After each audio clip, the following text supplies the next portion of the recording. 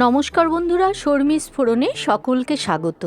আজকে আপনাদের সাথে শেয়ার করব একেবারে সাধারণ একদম রান্না মাছের তরকারি। কিভাবে কাতলা মাছের তরকারিটা করছি কোনো মশলা ছাড়া, চলুন দেখে নেওয়া যাক। ভিডিওটি স্কিপ না করে পুরো দেখার অনুরোধ রইল। আমি এখানে মাছগুলোকে খুব ভালো করে ধুয়ে নিয়েছি। এবারে নুন হলুদ মাখিয়ে নিচ্ছি মাছগুলোর মধ্যে। আমরা কিন্তু বড় মাছ এরকম আনলেই আমরা কি করি, কালিয়া বানাই, ডিপ করে ঝাল করি, কিন্তু কখনো কাঁচা লঙ্কা দিয়ে তরকারি খেয়ে দেখবেন, খেতে কিন্তু ভীষণ ভালো লাগে।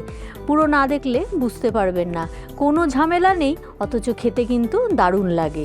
চলুন তাহলে দেখে নেওয়া যাক।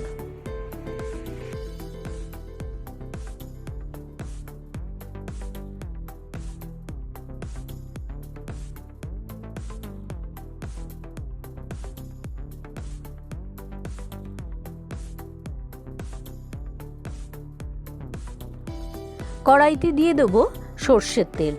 তেলটা একটু বেশি করে দিলাম, যেহেতু কোনো মশলা দেবো না, তাই জন্য একটু তেলটা বেশি দিলে তরকারিটা কিন্তু একটু খেতে ভালো লাগে। খুব বেশি না, আপনার যে যেরকম খান সেরকমই দেবেন। তেলটা গরম হয়ে গেছে, এবার আমি মাছগুলোকে ভেজে নেব।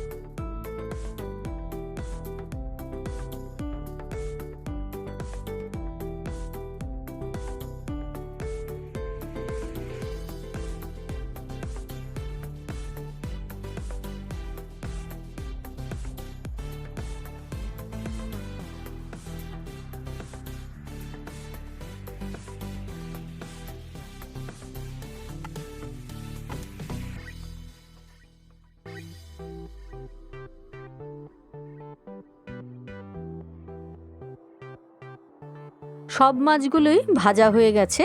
এখন আমি ওই তেলের মধ্যেই আলুগুলোকে ছেড়ে দেবো। সাথে দিয়ে দিচ্ছি কাঁচা লঙ্কা, টমেটো।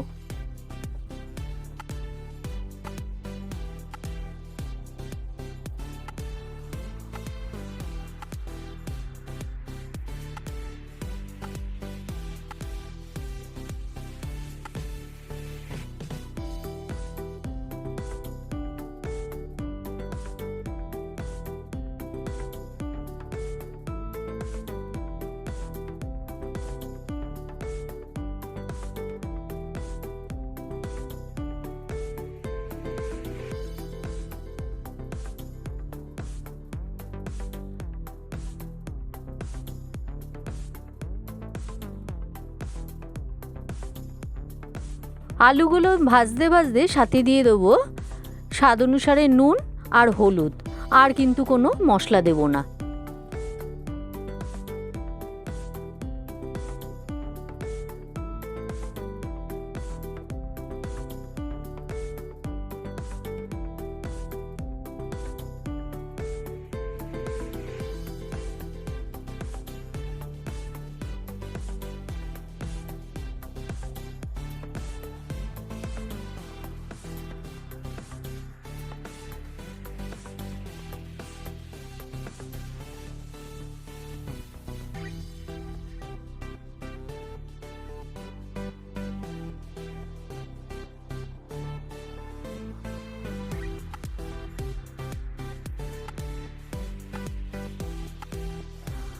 আলুগুলো তেলের সাথে ভাজা ভাজা হয়ে গেছে, এখন আমি দিয়ে দিলাম জল।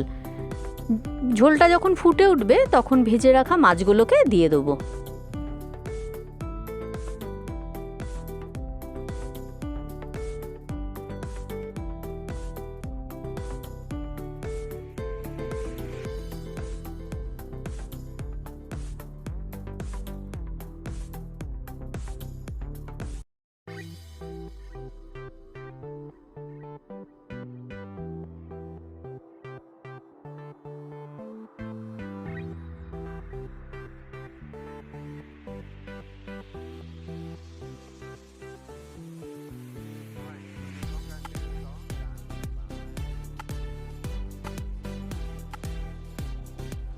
মাছের তরকারিটা কিন্তু হয়ে এসেছে, এবারে বেশ কিছুটা ধনেপাতা কুচি দিয়ে নামিয়ে নেব।